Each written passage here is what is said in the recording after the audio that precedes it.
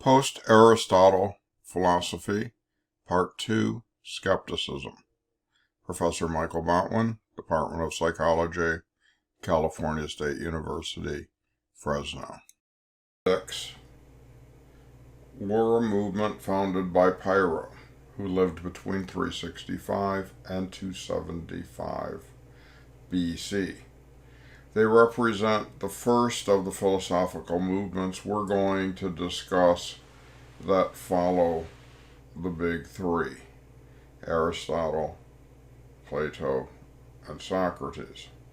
And remember, we just talked about how there was a great societal shift going on in Greece and the Mediterranean basin. So people were rethinking things. They weren't thinking grand thoughts. They were thinking about a philosophy just to get by. Pyrrho had the idea that you had to not trust anything. In other words, be skeptical. They didn't believe universal truths. They thought those were over-exaggerations, and you could always find an exception to the rule. So Pyrrho asked three philosophical questions in terms of how to understand the world. What are things and how are they constituted? How are we related to those things? And by implication, this also means we shouldn't be worried about things that don't relate to us. And what should our attitude be towards these objects? Basically, one of mistrust, if you take the skeptical view. They doubted the veracity of sensory information, which basically means don't trust your senses. And you're going to see a lot of these movements revolting against the last major philosophical influence, which is Aristotle. So just when we were comfortable accepting sensory information with Aristotle, the skeptics come along and say, no, you can't trust sensory information. They believed that morality was relative and should conform to local views.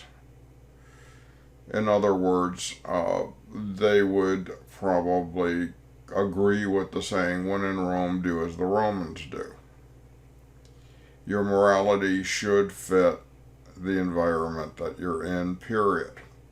And you should live like the people and not try to fight their ways or diminish their ways. Their views are kind of close to the views of the sophists. If you remember, we talked about them a while ago in chapter 2, and they were believers in the relative truths of things. And you're going to find that similarity with the skeptics and the skeptics movement.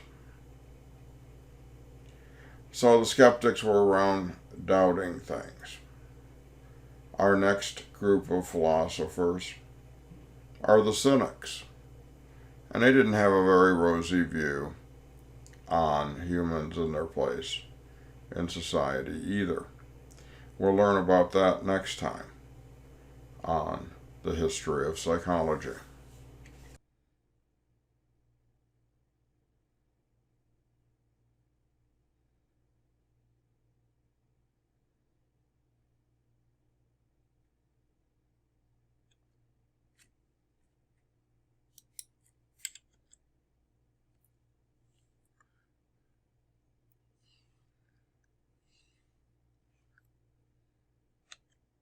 This has been a We Have Couches video production. Copyright 2020. Professor Michael Botwin. All rights reserved.